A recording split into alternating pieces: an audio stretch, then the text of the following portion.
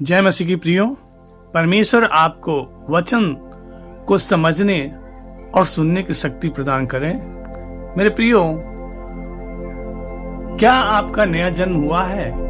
नया जन्म होने का मतलब क्या है? नए जन्म के विषय में बाइबल क्या कहता है? यूहन्ना 3:3 में यीशु ने कहा, मैं तुमसे सच सच कहता हूँ, यदि कोई मनुष्य नए सिरे से न जन्मे तो वह परमेश्वर का राज्य देख नहीं सकता। निकोदेमुस नाम के जिस मनुष्य के साथ यीशु बोल रहा था, उसने कहा, मनुष्य जब बूढ़ा हो गया तब कैसे जन्म ले सकता है? क्या वो अपनी माता के गर्भ में दूसरी बार प्रवेश करके जन्म ले सकता है?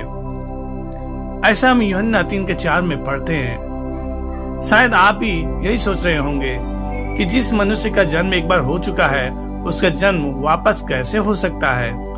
पर मुझे यह स्पष्ट करने दीजिए, यहाँ पर यीशु शारीरिक जन्म के विषय में नहीं बल्कि आत्मिक जीवन के विषय में बता रहे हैं। जैसे कि पहले ही आप और हम जानते हैं कि हम आत्मा है और आप में जान है और आप शरीर में रहते हैं, पर बाइबल हमें यह बताता है कि पाप के कारण हमारी आत्मा और जान मृत हो गए हैं। मेरे प्रियो, आप अपने आप को आईने में देख सकते हैं, आप श्वास ले सकते हैं, आप यह कह सकते हैं कि मैं जीवित हूँ, पर क्या जिसे आप जीवित कह रहे हैं वह सच में आप जीवित हैं? क्या आप जीवितों में हैं और आपकी अंतरात्मा संपूर्ण रूप से प्रकाशित है? क्या आपके जीवन में शांति है? क्या आप अपने आप से खुश हैं? क्या आप अपने आप को पसंद करते हैं?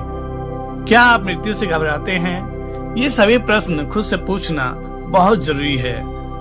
मेरे प्रियो, जब यीशु नए जन्म के विषय में बोल रहे थे, तब वह यह सिखा रहे थे कि परमेश्वर के प्राप्त होने के लिए आपका आंतरिक मनुष्य जीवित होना जरूरी है।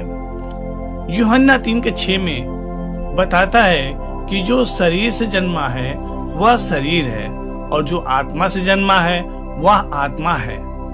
जब माताएं बच्चों को जन्म देती हैं, तब वे शरीर से जन्मे शरीर हैं, पर जब पवित्र आत्मा आपके मानवीय आत्मा में आता है, तब आपका आत्मा द्वारा आत्मिक जन्म होता है। इसी को नया जन्म कहा जाता है।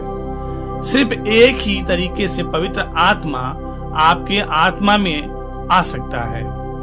जिस प्रकार हमारा शारीरिक जन्म एक ही प्रकार से होता है, वैसे ही हमारा आत्मिक जन्म पाने का भी एक ही रास्ता है।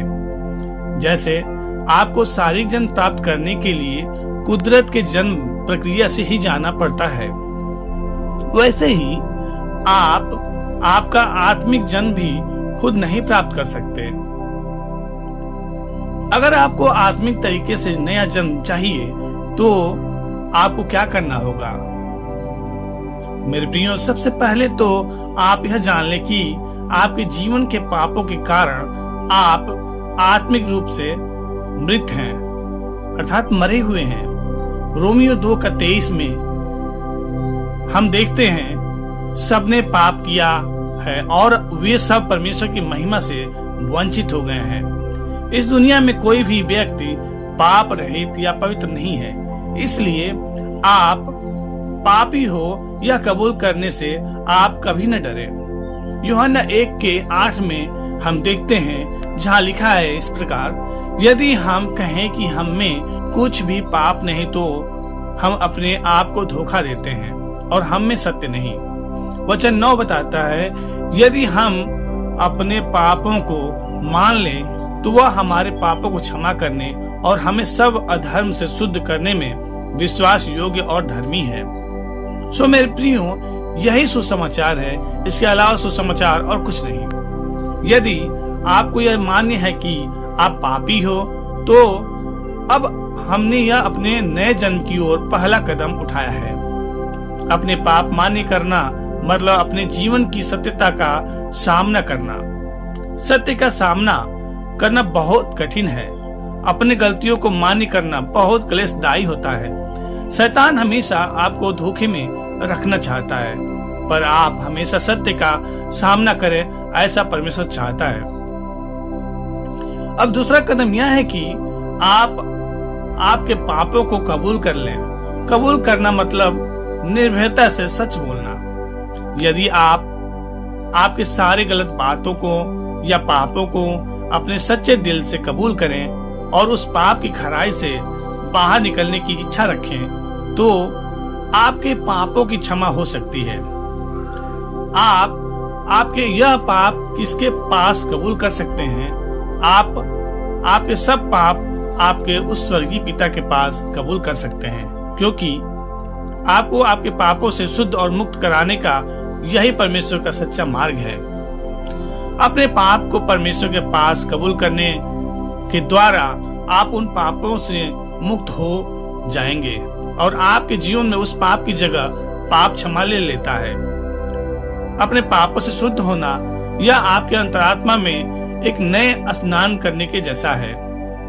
मैं जब मसीह में आया, परमेश्वर विश्वास किया, मुझे आज भी याद है उस वक्त मुझे ऐसा लग रहा था मानो मेरे अंदर से मुझे घिस घिस के साफ शुद्ध किया गया हो। मेरे प्रियो, आप भी अपने अंतरात्मा को स्नान करा सकते हैं, किसी शावर के नीचे या किसी टाब में। आप आपके शरीर को बाहर से तो धो सकते हैं, परंतु केवल यीशु ही आपको अंदर से साफ कर सकता है। सो प्रभु यीशु इसमें आपकी सहायता प्रदान करे। God bless you. जय मसीह की।